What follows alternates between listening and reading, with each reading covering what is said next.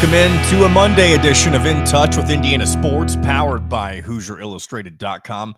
Or maybe I should just say it's a Sunday edition or a Monday edition recorded on a Sunday because, of course, if you're watching on the YouTube show version of the show, which is the only version of the show, for being honest here, you can see there's a very sunny kind of spotlight glare, whatever you want to call it, beaming down on me right now because the window that is in front of me in my home studio, the sun is shining right now because we are indeed recording Monday's show here on a Sunday, as we do from time to time. So welcome in. Hope you enjoyed the weekend. Hope you enjoyed whatever it is you decided to do, whether you took in a lot of college basketball, whether you got outside and did something, since it's the beginning of the unofficial beginning of spring, right? Because we know spring doesn't actually start until we get a few weeks into the month of March. But once you kind of cross over into the month of March,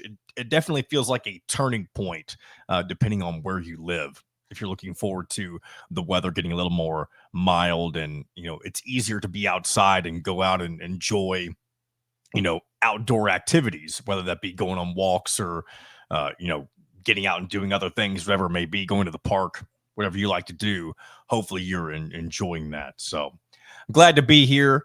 Glad to be talking about some good Indiana basketball because we're not very far removed from the Indiana basketball team that we've been watching as of late.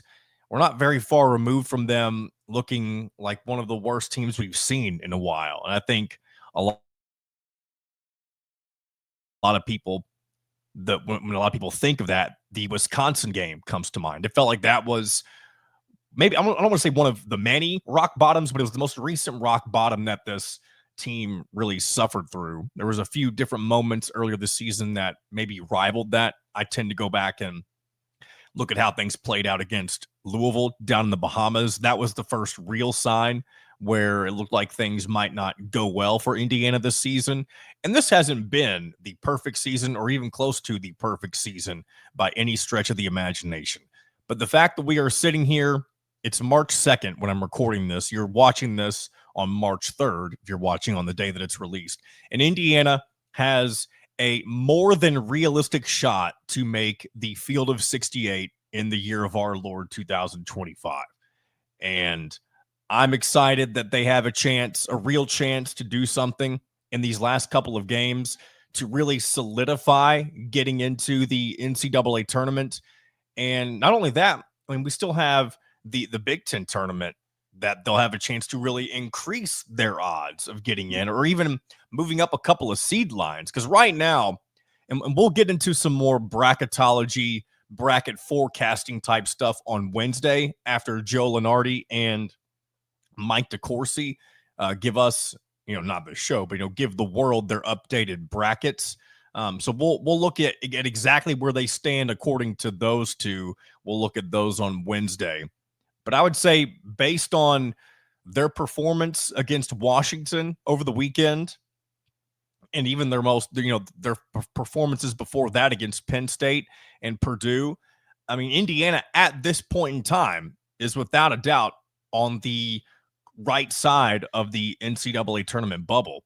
Now, I don't know whether that means that the pundits will think that means they're in the last four in, playing in Dayton in the first four, whatever they like to call that round, or if that means that they've done good enough to even get an at-large bid that doesn't require them to play in Dayton. I think that's obviously the ideal scenario because when you look at the last season that Indiana played, or really the only season that they ever played in the first four, I believe that was Mike Woodson's first year, if I'm not mistaken. They won that game against Wyoming, and they looked good doing it, but they immediately had to hop on a plane and fly out west to face St. Mary's less than, I don't know if it was 36 or 48 hours later, and play a really good St. Mary's team that blew them out of the water. Now, I'm not saying that, jet lag was 100% the reason and the quick turnaround why they lost that game, but it's never ideal when you have to, play in that opening round, if you will, and then move on to play a team that hasn't had to play yet. They're fresh. You're having to kind of figure things out in a short, and not only that, but learn an opponent that you've likely not faced at any point during the regular season. So it's never great to be in that opening, playing on the Monday to the Tuesday, Wednesday games, whatever it may be. But Indiana may, depending on how the tournament committee views Indiana, of course, at the end of the season, they may find themselves there, unfortunately. But I do think they have a chance with these last two games coming up of the regular season. You have Oregon on Tuesday, a really good Oregon team. They're on a 5-game winning streak of their own. I mean, Indiana hasn't won 5 in a row, but both teams have a winning streak coming into this game. So if Indiana is able to find a way to, I would say pull off the upset. It's not a major upset by any stretch of the imagination, but if Indiana is able to continue building upon what they've established over these last few games and upset Oregon, then you're sitting pretty heading into that final game against Ohio State to wrap up the regular season on senior night. And we all know that senior nights, they can kind of be a trap environment for your team. If you're playing, especially with this Ohio State team who's going to want revenge on Indiana after what they did on their home floor earlier this season. But that was back in January. That was a long time ago now that we think about it. But with all of the emotion with Mike Woodson, who is retiring, and all of the players who have run out of eligibility, Trey Galloway, Anthony Leo, all the local guys, we've seen disappointment on senior night before in that scenario. And I recall the story that I told a couple of episodes ago whenever Indiana once again faced Ohio State. I believe that was senior night. This was when they were, of course, contending for a Big Ten championship on that same game. But they lost that game. That's when they cut down the nets after a loss. One of the more embarrassing memed moments during the Tom Crean era of Indiana basketball. Now, that's obviously not going to happen this time around if they lose, because they're not going to be winning a Big Ten championship this season. But there is a lot at stake. And if Indiana can get past all of the noise of senior night, and of course, I'm already sitting here talking as if they will beat Oregon. So if they defeat Oregon and you can find a way to get through the emotion of your senior night game against the Buckeyes and get to that 20th win, a lot of people, myself included, tend to look at that. If you can get to 20 wins, that's one of the kind of unwritten markers, if you will, that the committee looks at. Like, okay, it's kind of not a milestone. What's the word I'm looking for? Maybe milestone is the word. It's something to kind of check off. Like, okay, they reached 20 wins. Maybe that's something superficial. Maybe that's not something that anything that the NCAA tournament committee puts into stock. But I feel like it's kind of an old school way of looking at teams that may or may not make the NCAA tournament. But that would get you to that threshold. And not only that, at that point, I think at that point you played your way into the tournament. If you win these final two games, I don't think you have to win these final two games to get in the NCAA tournament, but it puts a lot less pressure on having a really good Big Ten tournament performance. It puts a lot less pressure on the team to do well in Indianapolis. But I dare to say, if Indiana's carrying that much momentum, especially when you're playing in Indy. By the way, I just removed one of my little monitors, and now I notice that the sunshine is starting to glare even more on my face. I apologize. I give my apologies if it doesn't look the best on YouTube today, but we power through it.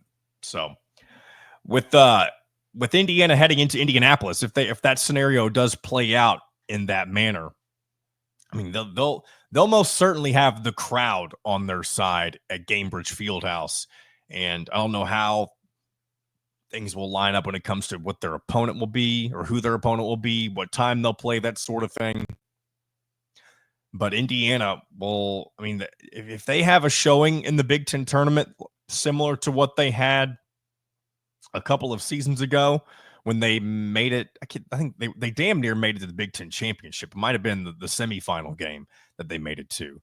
And as we all know, Indiana's never won a Big Ten tournament in their history.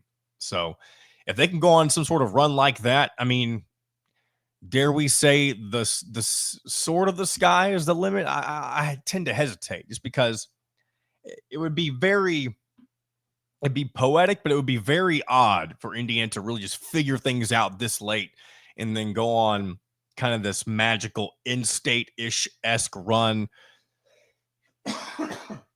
Excuse me for the coughs. But of course, I'm referring to something I've talked about a lot on this show, where NC State was very close to firing their coach. Basically, an ACC tournament first-round loss last year would have put them out of their misery. But they went on to win the ACC tournament and then make it all the way to the Final Four. I don't think that will happen with Indiana. I don't think anybody would predict that. But we can all dream, right? And have a little fun with it. And hopefully we'll get to have some fun this year during March Madness. So with that being said, let's go ahead and welcome in our friend, the publisher of HoosierIllustrated.com. We're going to continue this conversation on Indiana basketball and the road ahead, and basically what's at stake. Can they get the job done for these Hoosiers as they get ready for the final weeks of the regular season? Joining me once again from HoosierIllustrated.com, it is the one, the only, the Alec Lasley. Welcome back to In Touch with Indiana Sports. Glad to have you. Yeah, appreciate it. How you doing? I'm doing good, feeling good. We are recording this on a beautiful Sunday afternoon for Monday's show, of course, but it's nice that we're finally into March. We're starting to get little segments of spring weather on the way, and things are going good for Indiana basketball. So what more could you really ask for at this point in time? Yeah, absolutely. Vastly different from both weather-wise and basketball-wise from about 2.5, 3 weeks ago. So it's a lot's changed for the definitely for the better. Crazy how a slight little tweak in the future of the program can change the outlook of almost every single fan's outlook at this point. I think it's kind of almost a win-win here moving into the last week of the season. We'll start with the game from over the weekend, of course. Indiana heads out west for one of two matchups, the first one being against Washington. They'll take on Oregon later this week. But the Washington game, we all knew it was a must-win. Really, every game, in my opinion, is a must-win from here on out to solidify getting into the NCAA tournament. I think you could maybe find yourself teetering on or off the bubble if you lose one of these last two against Oregon, Ohio State. But with Washington, you knew that was an absolute must win, and Indiana did exactly what they needed to do. And I think they got contributions from players, not necessarily everybody, but Malik Reneau in particular had a game that many people were not expecting. Many people didn't even know whether or not he would be a part of this West Coast road trip, and he ended up being a major factor in this first matchup, having really one of the best games of not only this season, but maybe of his career. Yeah, absolutely. I mean, a season high for him. And I mean, you look at really what was supposed to be kind of the backbone of Indiana coming into the season was kind of what Malik Reneau was going to be able to do in terms of growth from last year to this year. We saw that at the very beginning of the season. And then obviously, goes down with the knee injury right before, you kind of get into the thick of Big Ten play. And then really struggled to kind of not only find his rhythm, but find his spot back in this rotation. And, he's been in and out of the starting lineup since he returned. He's been in and out in the closing lineup since he's returned too. But now over the last 5 games, he's really kind of cemented himself as, the key go-to player for this team, not only in a closing stretch, but also just throughout the entirety of the game. And, he showed that last night, right? I mean, the season high with 22 points. But over the last 5 games, I think you can really start to see not only him from a mentality standpoint really get over the hurdle of wearing the knee brace, but just really finding his groove in terms of fitting back in with this team, and not really fitting back in, but more so just playing his overall game and having the other pieces fit into what he can do. I mean, he's averaging 17 and a half points a game and shooting. I think it's like 62% from the field in the last 5. So, he's really starting to merge as that go-to option again. It's exactly what they need. And he dominated not only the game last night, but he's dominated a lot of these games that they've really needed. I mean, even going back to the Purdue game, obviously, where he was 7 of 7 from the field, but more specifically his passing ability that really shined through in that one. And he's starting to show a little bit more patience offensively as well, trying to figure out where that double's coming from, and then be able to make those specific reads that you need from kind of that go-to post presence. But it's interesting, I think Indiana's now taking him kind of out of the box that I think they put him in a little bit, and they're letting him roam a little bit more on the perimeter, getting the ball in his hands, maybe more around the free throw line extended, and let him take one or two dribbles and take his defender off the dribble instead of kind of boxing him into back to the basket player, which really isn't the strength of his game.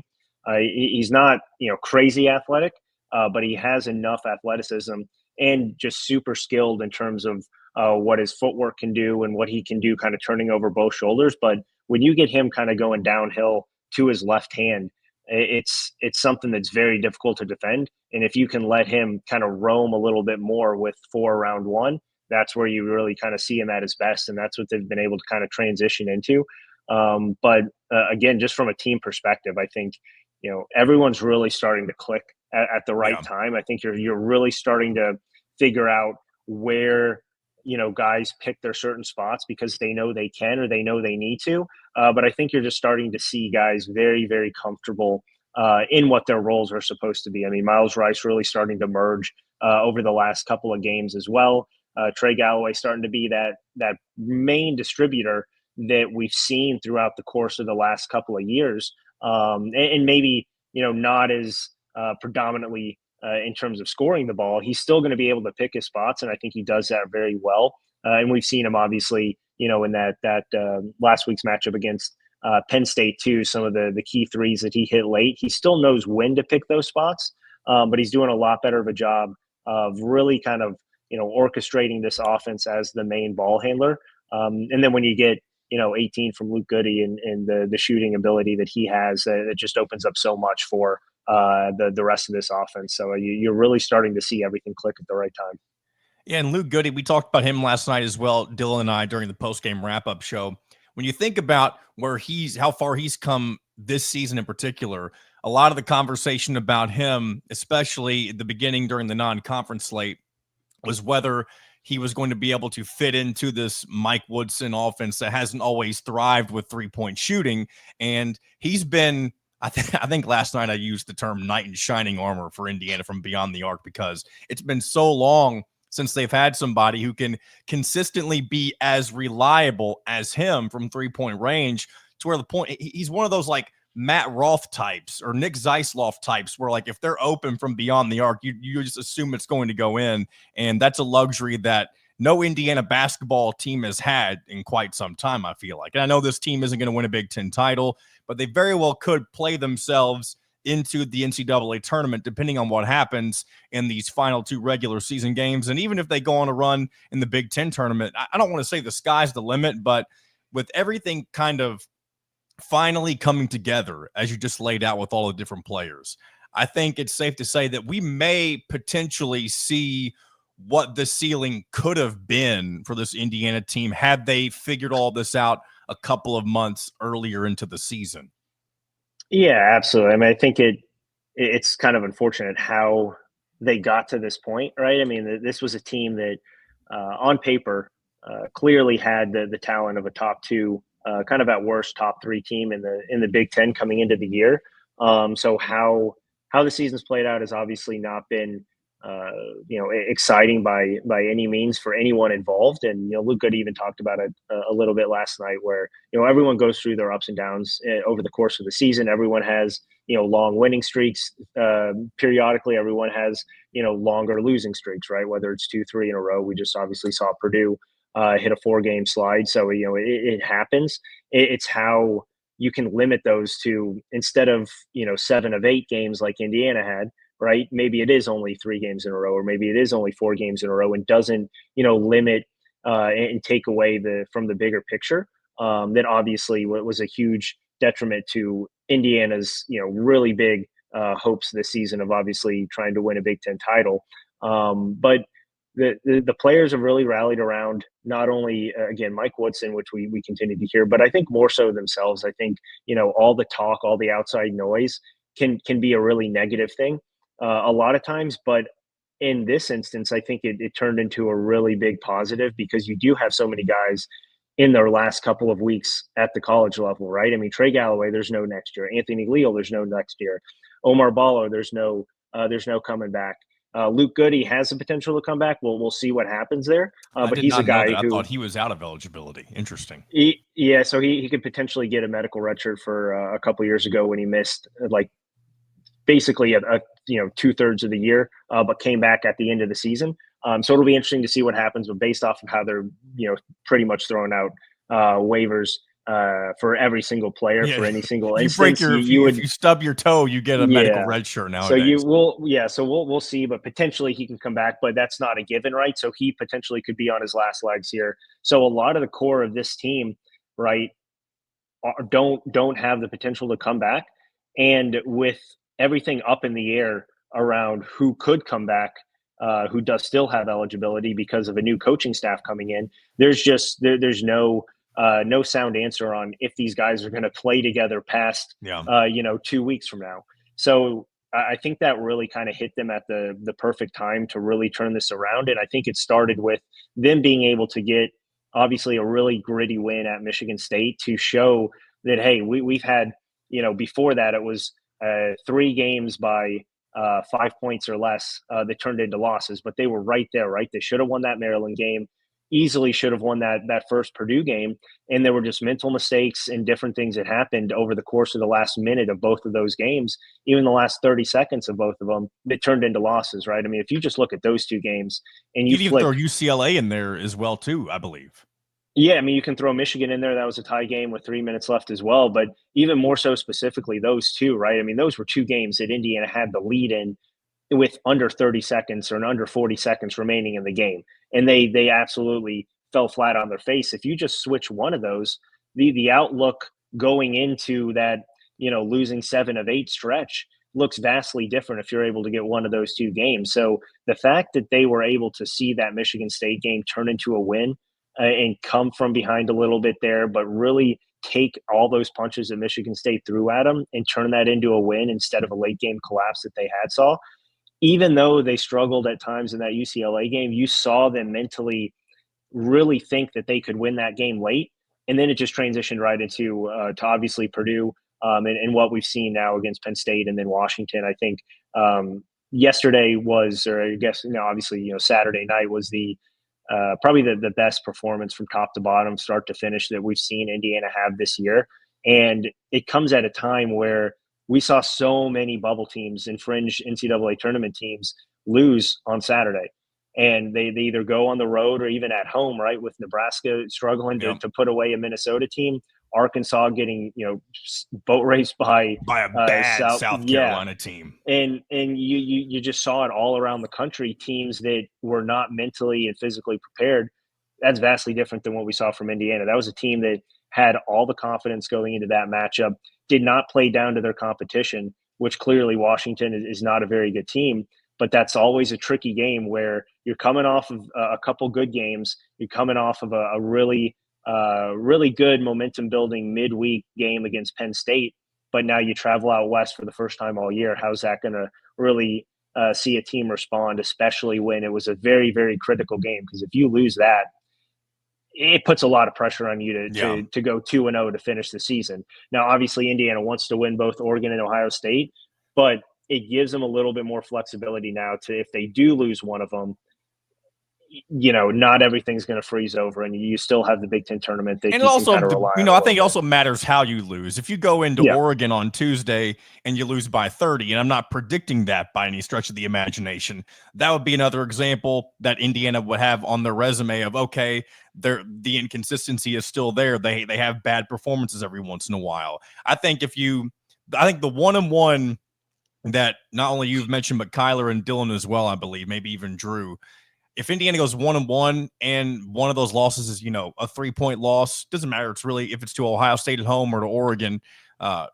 and it didn't even have to be 3, just somewhere in that range, that sort of a loss. I think Indiana's done enough to, especially if these other bubble teams continue to turn in really disappointing performances as well, I think Indiana could potentially find themselves on the right side of the bubble no matter what. And you still have the Big Ten tournament. And we know that Indiana historically doesn't have a really good history with that tournament, but they've had good runs, especially, believe it or not, with Mike Woodson. They've had some really good seasons in the Big Ten tournament, even though they haven't won the entire thing. So I think all of that is still on the table. But with that being said, with Oregon on Tuesday, what are kind of your early impressions on what the Ducks have in their arsenal that can maybe give Indiana a difficult time in that matchup? Yeah, I mean, look, they both offensively and defensively have, by metrics, right, have the talent to do that. I think, Oregon's been a very kind of difficult team to figure out all season, right? They get off to a great start this season, right? They beat Texas A&M, they beat Alabama, and then they kind of go on a rough slide there, kind of right around the same time that Indiana did, kind of finishing up January, going into early February, where I think they lost, 4 or 5 games in a row. So there was still a lot to really figure out about what this Oregon team, really had going for them. But they have versatility all over the floor.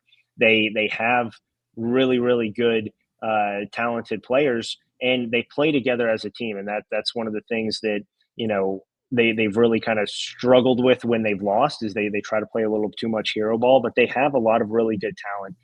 But I think it starts with, what they're able to do with Nate Biddle there, the big center, and then obviously Shellstad, they're a really talented guard, but they can shoot the ball. They have a lot of guys shooting over, about 36% from 3. So it's going to be a game where, Indiana's going to have to limit the open looks that they're able to get.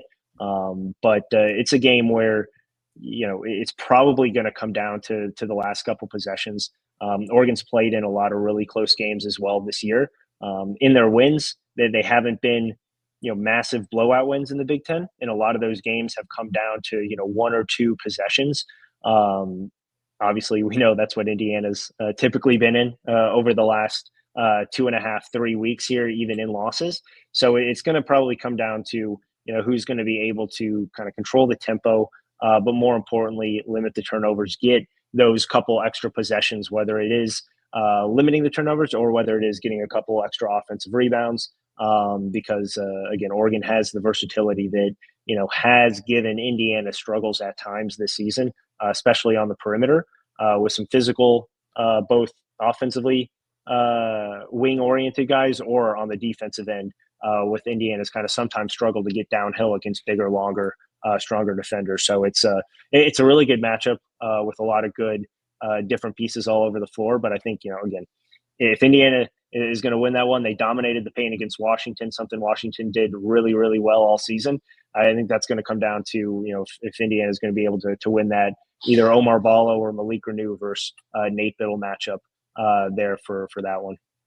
Forgive me if you mentioned this at the beginning of what you were just talking about, but so they're currently on a 5-game winning streak. Before that, they had lost 5 in a row. So interesting to see how they rebounded after those 5 losses. Those 5 wins came against Northwestern at home, Rutgers at home. Both of those, not necessarily blowouts. Rutgers was a blowout, not Northwestern. That was only by 6. Then they won 2 in a row on the road. They won by 2 at Iowa. They won in overtime against number 11 Wisconsin by 4 points. And then most recently, they blew out USC 82-61. Though, of course, now both teams coming into this matchup with decent winning streaks, Indiana and Oregon. And then Oregon will, of course, wrap up their season against Washington on the road. So 2 teams with momentum. And, something's got to give. Obviously, when you have 2 teams with really good winning streaks coming into a big matchup at this point in the season, both with different things on the line, I don't know exactly what the spread could be in this game. I wouldn't be surprised not even surprised. It's more than likely, I feel like, that Oregon may be 2.5, 2-point favorites, I would assume, whenever it opens up on Tuesday. But either way, this is the type of matchup that if Indiana, finds himself in a competitive game, and they kind of done what they've done the last couple of weeks, where they take the punches and they absorb them instead of just completely deflating like they did at different portions earlier this season, if they could absorb those heavy hits from Oregon and respond and come away with a win, I think we can continue to say about this team what we've been saying the last couple of weeks, that they finally truly changed. And I think we can confidently say that not only will this team be an NCAA tournament team at that point, but going back to what you and I talked about earlier this segment, I mean, I think we can go back to saying that the expectation for the postseason will be get back to the second weekend. And I know Mike Woodson's head coaching tenure is done, but what a great way, and not even just for his sake, but just for the overall stability of the program. And when you're one of the outside coaches looking in who may be looking to take this job, you can kind of see where Indiana is sort of heading, or where they could have been heading, and realize that they're not in as bad of a place that maybe many people thought they were in at the end of January of this season. Yeah, absolutely. That's the it's basically been 2 different seasons, right? You have the kind of the first 2.5, 3 months that really were a struggle to get by, and over the last 3 weeks, right, it's totally flipped. And this is something that is kind of been Mike Woodson's MO, right? They typically go through the non-conference, win all the games they're supposed to, struggle in the games that are kind of the more challenging opponents. They get into Big Ten play. They start off Big Ten play really well, go through the big lull in kind of middle of January to middle of February, and then find something towards the end of the season and build on that going into the Big Ten tournament. I think, regardless of again, what happens here over the next 2 games, with the assumption that, they are able to win one and then get into the NCAA tournament, I still think regardless of what happens, then come the NCAA tournament, that's got to be a pretty successful season based off of everything that's gone into this, right? Obviously, expectations going into the year were vastly different than what you can expect going into that Michigan game when the news came out, right, that Mike Woodson was going to be leaving the program after the end of the season. But ever since then, right, they're kind of playing with house money and really playing with no expectations, and they've obviously played extremely well over the last 2 weeks to get to the point where they are. And I think that you have to give credit where credit's due, and right, put a lot of that still on the coaching staff of being able to get these guys mentally prepared. And honestly, the schemes, the system that they're putting together, and the game plans look a lot more sharp over the last couple of weeks. And I think everyone just has all of that stress off of them now about what the future holds. That's got to hold a lot of weight for a lot of these guys, especially with an icon of Indiana basketball like Mike Woodson is, and what he again tried to do with this program in the first couple of years. That's a lot of stress that you're playing with, and a lot of unknowns that you're playing with. But they've been able to really play with some clear minds, and again, really buying into each other and buying into kind of what it means that they're in the last couple of games of their careers for a lot of these guys. And last thing I want to say about Mike Woodson, I mentioned this a few different times. I don't know if I've mentioned it to you, but I'm sure you're aware of it. Mike Woodson, between him, Archie Miller, and Tom Crean, the only of those 3 head coaches to never suffer a ridiculous loss to somebody in the non-conference. Now, there were plenty of close calls, Morehead State, Army, and last year in particular, ones that come to mind. But to be around for any really amount of time and not have one of those, or even in some cases, a couple of them like Crean and Archie had, I mean, it says something. I mean, that's also when you're looking at the NCAA tournament resumes of these different bubble teams. Indiana, one of the only, if not the only, to not have a really bad loss right now on this season. So I guess that's something you can put in your back pocket if you're Indiana and Mike Woodson. But Alec, anything coming up for you of interest on HoosierIllustrated.com outside of the normal game coverage this week? Yeah, a lot into that. Obviously, kind of recapping a little bit of the NFL Combine as well. With CJ West and Kurtis Rourke obviously having some, specifically CJ West having some really good showings there earlier this week. But yeah, obviously going into what's going to be a much more important 2-game stretch to end the season than what anyone thought just 2 weeks ago. So should be fun, should be interesting, but nonetheless, 2 very, very big games for everyone pretty much involved there in the Indiana program. It should be fun. I want to enjoy March Madness as much as anybody does, especially because it's around my neck of the woods. Both Louisville and Kentucky having really good seasons compared to what they had previously. And I don't want to be left in the dark while those two fan bases are having fun. It's been a while, really, since all three of, at least for me, the three local teams have been in the NCAA tournament at the same time. So hopefully that will end up being the case here in just a few short weeks. But Alec, it's great. It's totally flipped now because Louisville has probably the highest expectations going into the NCAA tournament, whereas obviously last year and even coming into this year, vastly different than what those expectations were in Louisville. Yeah, Pat Kelsey. I don't know that I would necessarily. I mean, I think anybody would maybe want him to be their head coach at this point, but I don't think anybody would have expected him to be or do the job that he's done at Louisville so quickly, and really just have them rolling. It's been interesting to watch. And Chucky Hepburn playing like an All-American. It's unbelievable. 3-pointers in a row in their game against Pittsburgh. Yeah, I think he had 37. I think it was in that one.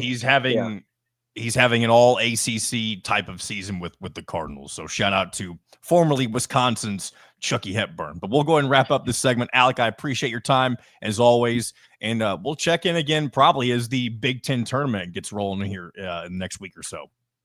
Absolutely. I appreciate it, John. Big thanks, as always, to Alec Lasley for his time and his insight, his knowledge on the game of basketball and the Indiana Hoosiers. And we'll check in with him, of course, as Indiana moves further and further into the postseason, however far they end up making it. So big shout out to him and him for his time. So also, before we get moving, I'm looking at myself in the camera right now. I feel like I need to apologize again because I know this is just not the best. I'm trying to figure out what's the best way to avoid being in this light. And I don't really know that there is. I've never recorded a show, evidently, at this time of day. And if this is unpleasant to look at, then, I'll do my best to not record at the golden hour anymore. And this is more like the flushed out white hour or the white, however you say that. But we're going to keep pressing forward, and hopefully you're able to enjoy the show nonetheless. Going to get into a bunch of different things here as we head into the back half of the show, or the back third of the show, maybe here on a Monday. But I want to start off with a couple of things that I missed last week. I know on Friday we had to do a much shorter show due to my wife not feeling very well. Thankfully, she is feeling much better right now, and I'm very grateful for that. And I'm also very grateful that I did not catch whatever she had. And I guess maybe I should keep knocking on wood because I've said that to a few people now, but I do think enough time has passed to where I can confidently say that I don't think I'm going to get it. And also with her being pregnant, she's a lot more susceptible to getting sick, or at least more severely sick than when you're not. So either way, very glad that I am still feeling as good as I can, and can be of service to her as best I can. So with that being said, things I missed: Gene Hackman passing away. And it's not that I didn't know that. I work for a news station on my other job, and I was very aware of Gene Hackman passing away. Just hadn't had a chance to mention it on this show. But of course, the reason I'm mentioning it now, of course, the movie Hoosiers. And I've not seen a lot, if any, other movies with Gene Hackman in it, at least not that I'm aware of, other than the movie Hoosiers. So I can't speak for a lot of his acting prowess. I know he's has a very wide range of filmography, whatever you want to call it, of different things that he's been in throughout his career. But of course, Hoosiers, a lot of people who watch this show, I'm sure that's what they think of first. And they think about Gene Hackman and his performance as Coach Norman Dale. I don't know why I just used a British accent for that, but I did. But Coach Norman Dale. And I remember the very first time that I watched the movie Hoosiers, and I'd be curious to hear some of your responses to this as well, because I'm sure to many of you, Hoosiers is probably one of your favorite movies. Maybe I'm just assuming that because you're watching an Indiana sports themed show, but if it's not, or if it is, I'd be curious to find out if you remember and where you watched the movie Hoosiers for the first time. Because for me, I was in elementary school. This was at school. I believe this was in 4th grade. And I I don't remember the reason that we watched the movie, but I remember my teacher, his name was Mr. Emily. He was a big IU basketball fan. And this may have been the sole reason why we watched it, but just during class one day, he rolled in one of those. If you remember back in school, I don't think they do this anymore. I would be very surprised if they did. They'd roll in the big TV cart, look like a little tower, put the big old little black box TV on there, put in the VHS or DVD, and let the movie play. But that's my memory of watching Hoosiers for the first time, was in school with a teacher who's a big IU fan. And I believe, honestly, that had to have had some impact on kind of the development of my Indiana fanhood. Because me being an IU fan didn't really become a huge thing for me until around middle school. Like, that's when I kind of fully dove into that. But that was kind of the beginnings of all of that for me. And maybe none of you care about any of it, but I wanted to share it regardless, especially right now, considering it is still so recent, Gene Hackman's death. And then, I don't know how much new stuff has come out on it, but I do think that there was talk that there could have been foul play involved. Like, apparently he hadn't been checked on in a couple of weeks, and both him and his wife, I believe, and his dog or something too. I don't know. This is a very weird situation that I don't have all of the details to, or at least any of the updated details to at the moment. But yeah, very tragic. I mean, he was an older guy, so it's not like he passed away too early necessarily, but good stuff. Not his death, but Hoosiers, the movie. It's never an easy way to transition away from the death of somebody, right? So it's always an awkward way to transition out of that. But next, I want to get into Matt Norlander put this on Twitter a few days ago. It's there were some updated talks on NCAA tournament expansion. And if you remember a few episodes ago, I talked about my displeasure in different peoples of power and their desire to expand the NCAA tournament, most particularly Greg Sankey. And apparently Tony Petitti of the Big Ten is just as responsible for wanting to expand the NCAA tournament. And I mean, I get it with both of them being the leaders of the two most profitable collegiate athletic conferences in sports, but I don't like Petitti and Sankey kind of being that two-headed monster of greed and disgustingness. Because I liked it better when it was just Sankey, because I could hate on the SEC in that regard. But this was news from Dan Gavitt. He told CBS Sports that a vote on NCAA tournament expansion is unlikely in the next 2 months. And he added that it's possible there's no decision on expansion at all in the near future. And then he went on to also say that if a decision was made to keep the NCAA tournament at 68 for 2026, expansion could come later this decade. And then there's a quote that says, expansion, even in a modest level, is complex, more complex, I think, than has been recognized and reported. Excuse me 1 second. Got to get those coughs out of the way so they don't come over the air.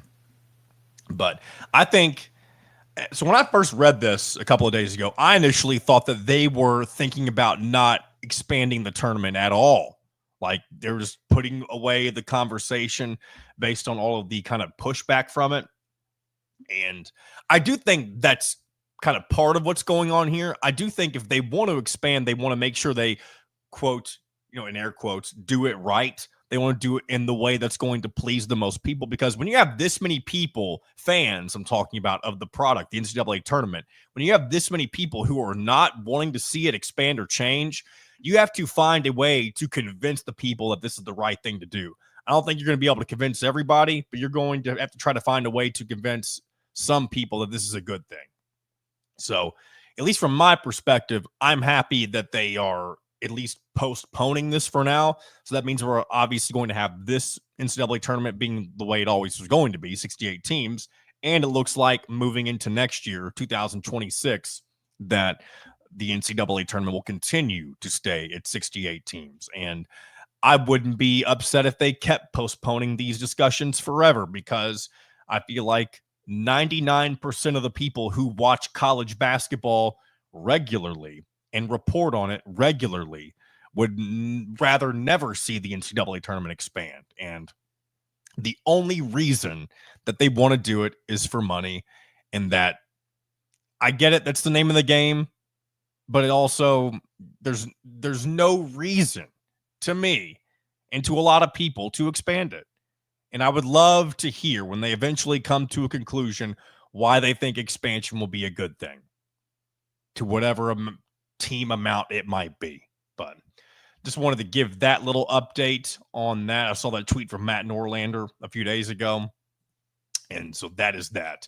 Next, I want to move into some NFL Combine stuff. And this is particularly with Kurtis Rourke. Of course, he worked out and is hoping to be drafted. And I say hoping, I presume he will be drafted somewhere. I don't know which round, but we'll take a look at some of the quarterback rankings here in a second as well. But he spoke with the media at the NFL Combine and answered a few different questions. I'm going to go over some of the quotes he gave.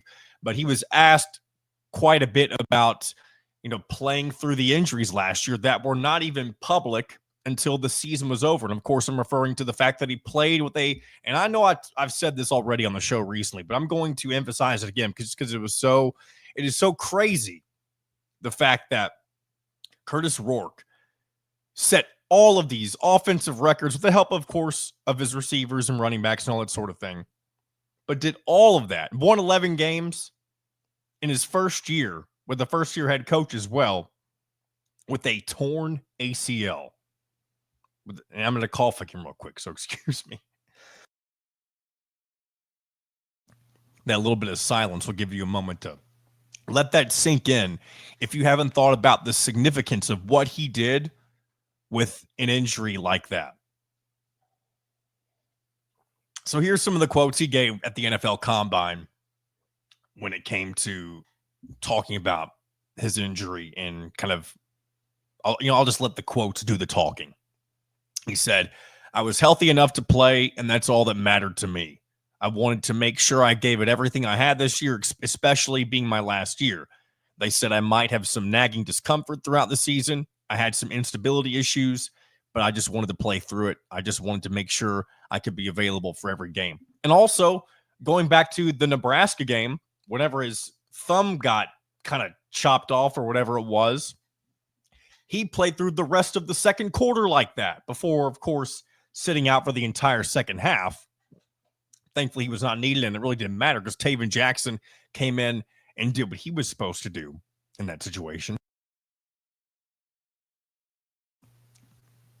But it's good to see, or it's good to just kind of hear everything we always kind of knew about Kurtis Rourke when it comes to his character and just kind of always wanting to I guess put his best foot forward mentally when it comes to dealing with all this sort of stuff. And that's likely going to follow him into the NFL. He continued to say, "The trainers said it was going to be all right, and I was able to walk it off and finish practice. That's my best guess when it happened, but there's no way to know for sure." And then he goes on to say this as well. "I look at how great the team did and how well I was able to perform with the torn ACL. I just look at it and want to tell teams," referring to the NFL teams, "that if I did that on a torn ACL and a broken thumb, imagine what I could do when I'm fully healthy." And I think he has a very, very convincing argument for his worth for any NFL team. And I don't know where he's going to get drafted or which team will prioritize him over others, but he's not going to step in and start right away, no matter which team ends up drafting him. But he will eventually, one way or another, have a chance. And I mean, look at Brock Purdy, somebody who was the final pick in the 2022 NFL draft, and now he's starting for the Niners. He played in a freaking Super Bowl. I mean, you can be Mr. Irrelevant and find your way onto a roster, and then you, of course, playing a significant role on said roster if you put forth the work similar to the way a guy like Kurtis Rourke has done throughout this past season, especially. Clearly, you've noticed that I've been pausing to cough a lot last couple of minutes, but we're going to keep powering through. I'm glad the energy is still high, although the coughing is very nagging at this point. Thankfully, I've got some very warm, soothing coffee until me get through this as well. So I want to take a look. This is from NFLDraftBuzz.com. I don't know how, these guys, I've looked at this list before. I don't know how recently they've updated this. But they seem to have a lot of good write-ups on the different players. And this is a list of the quarterback rankings for this year's draft. And I just want to go over, they got the top 12 on here. At least, actually, they have more than that. But on this first page, they have the top 12. And I'll just tell you where Kurtis Rourke is. He's number 10, but here's everybody who's above Kurtis Rourke. Shedeur Sanders from Colorado. Man, I don't know what it is about. Maybe it's just because of the way that he carries himself, but I just think he's going to be a bust. And I don't mean to be a Debbie Downer. I know Colorado had a much better season this past year than they did in year one. So maybe Shedeur will end up working out with whoever drafts him, which I believe Tennessee Titans currently have the number 1 draft pick, if I'm not mistaken. So that'd be very interesting to see if he could work out with the Titans. Number 2 is Cam Ward. Number 3, Jackson Dart. Number 4, Quinn Ewers. Number 5, Jalen Milroe. Number 6, Riley Leonard. Number 7, Will Howard. Number 8, Kyle McCord. Number 9, Dylan Gabriel. And then, of course, as I mentioned earlier, Kurtis Rourke falls at number 10. And then the two spots behind him are Louisville's Tyler Shuck at number 11 and Houston's Donovan Smith at number 12. So I think with him being at number 10, I'm not like an NFL draft expert by any stretch of the imagination. And I don't know if it actually has a projected draft selection here. I'm going to click on the Kurtis Rourke page and see if it has any sort of thoughts on where he may end up landing. But if you're in that first page of in that top 12, I feel like you're pretty safe to think that you'll be drafted. And by the way, this on this profile page for Rourke, they have 3 different quarterbacks that they've compared Kurtis Rourke to. And one of them is Tanner McKee of Stanford, Kyle Trask of Florida, and then Carson Strong of Nevada. And they have percentages wise. So Tanner McKee of Stanford, don't really know anything about Tanner McKee, but they have an 80% similarity level. And I wish I could find a potential a draft projection on here. Would this be? They have a draft simulator.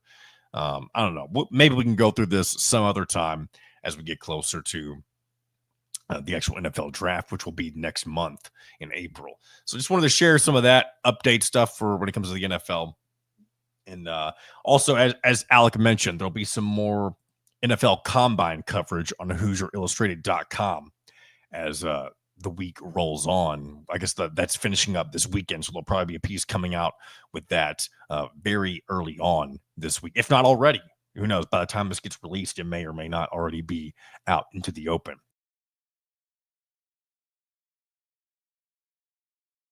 Man, you guys know how much I hate coughing during the show, and maybe it's just the fatigue of talking for so long in a row now, but we are getting into the final kind of segments of the show. And so we're going to get into YouTube comments. We're going to do a few YouTube comments, and then I'm going to do some updates on women's basketball, Indiana baseball, and Indiana softball. And then we'll call it a day. We'll call it a Monday here on In Touch with Indiana Sports. Hopefully, I've only got a few sips of coffee left. Hopefully, I have enough in here to push me through throat-wise with the final couple of segments here. All right, this first comment is from Kevin Casey. I think I've got a couple of comments I'm going to read from you, Kevin, here. But the first one, this one, you disagreed with something that me and Kyler said. This is not the year to get Bruce Pearl. Last year was our shot. Why would he leave now with the number 1 team in the nation at his age? Last year was their shot for a few guys, and they didn't take it. I think that's fair to say, unless just I think that makes a whole lot of sense, honestly.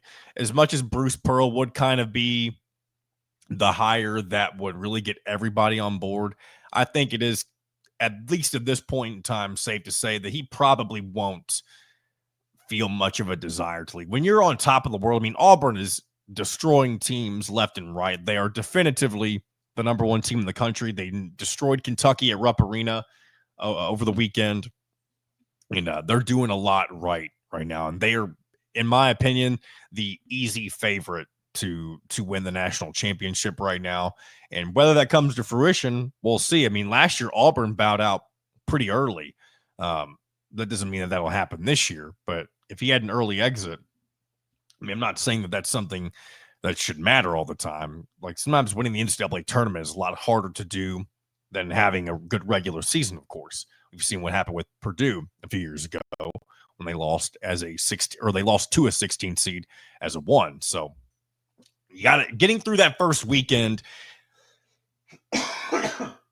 Excuse me. Getting through that first weekend, I feel like is often a lot harder than the other weekends. And now maybe if you're Indiana, you would disagree, since Indiana couldn't get past the Sweet 16 for a while. It's been a while, of course. So I guess it depends on the program. I feel like some programs, it just takes, you got to get that first weekend off your back, and then you can really get rolling into the latter rounds of the NCAA tournament. So yeah, that's one of the comments we're going to get into. But yeah, thank you, Kevin. Of course, I think we have another one of yours we're going to share here as well. Yeah, actually, we'll go ahead and get into your second comment. You say, love the show, guys, but come on. Dusty May isn't coming to Indiana. He just signed an extension with Michigan after less than a season. I'm not even sold you wanted to come here. Let's talk about legit candidates at this point. He's referring to my segment with Tyler Smith this past Friday. I only mentioned him, by the way, because I was going through his tier list. He had mentioned him as a dream candidate. I want to make this clear. Dusty May was not, he is not, and will never be my dream candidate for Indiana basketball. Want to make that clear, Kevin. I know he's a popular name for Indiana fans. Dusty May, although he's done some great things at Michigan, and I'm with you. I don't really think with the extension that at this point, it's even worth humoring. But Dusty May was never my first or second choice for Indiana.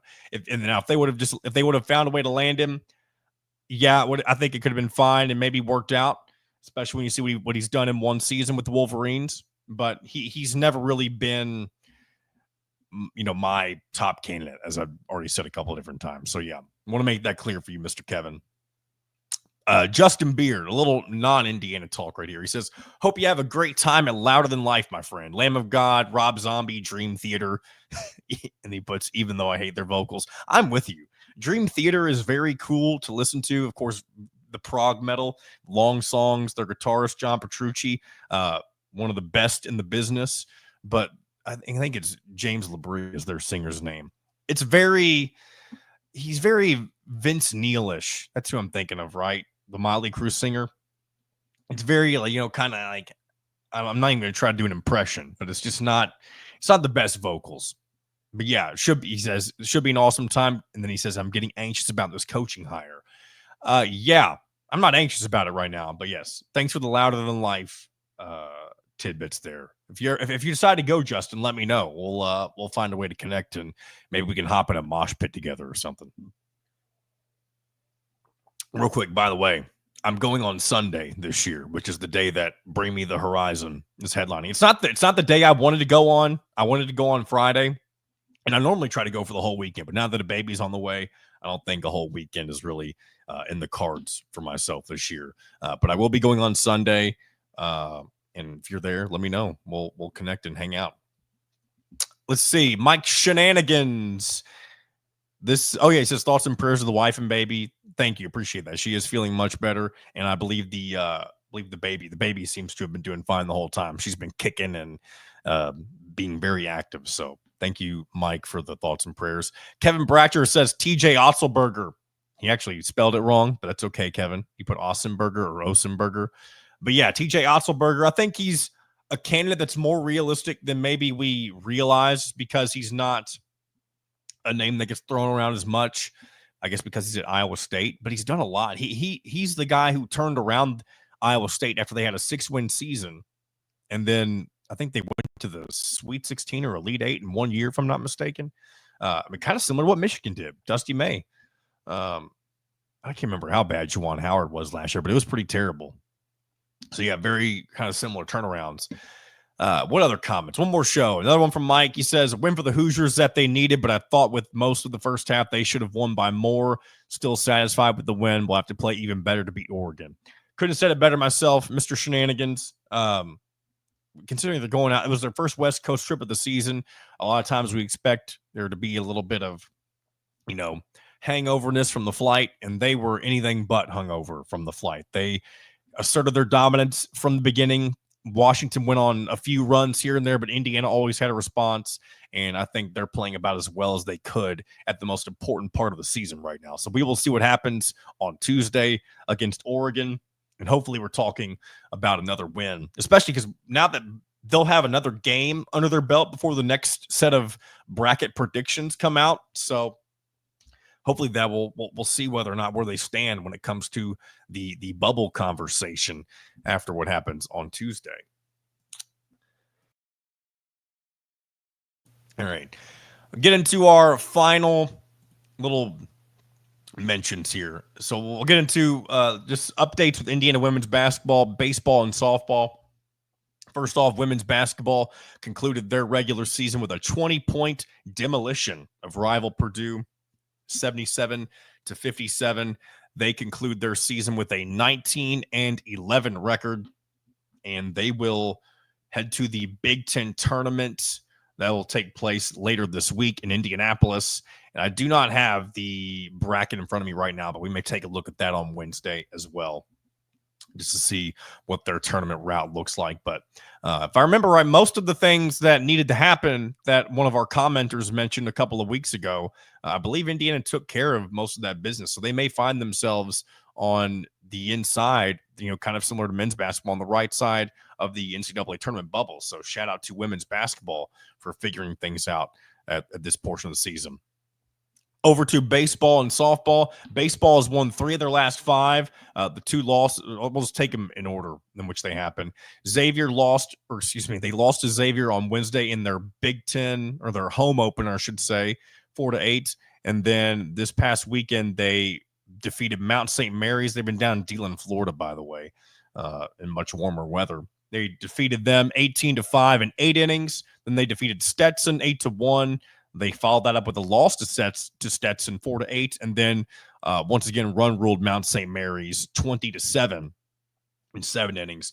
They will return home tomorrow to face Northern Kentucky in a non-conference matchup before stepping into their first round of Big Ten play against Penn State. So that's on the road. They'll be at University Park. They'll be on the road for that matchup. And by the way, I don't think I'd mentioned, because we had talked about it back whenever the game was actually happening. They defeated Northwestern in their non-conference matchup 4-3. That game was going on last time we were talking about it. So they got a non-conference victory against the Wildcats. And then over to softball before we wrap things up here. They were in the Tiger Invitational over the weekend. They ruled Lafayette 22-0 on Friday in 5 innings. Followed that up with a win against East Carolina 8-2 on Saturday. Then they lost their final 2 games, both against Clemson, first 5-11. Then they were shut out in 6 innings, 8-0. So an unfortunate end to their weekend. They'll return home later this week in the Hoosier Classic on Friday. They'll have a doubleheader against IU Indy and then Bowling Green. And then later into the weekend, they'll face Western Michigan and UIC on Saturday, and then finish things up with Bowling Green once again on Sunday. So that'll do it for our I'm trying to not call them non-revenue sports because it just sounds so insulting, right? That'll do it for our lesser appreciated sports. And that'll also do it for our show here on a Monday. I appreciate you as always. Be sure to subscribe to Hoosier Illustrated on YouTube and check out, of course, as always, everything that's going on at HoosierIllustrated.com. We'll be back on Wednesday to do this all again. So until then, this has been another edition of In Touch with Indiana Sports, powered by HoosierIllustrated.com.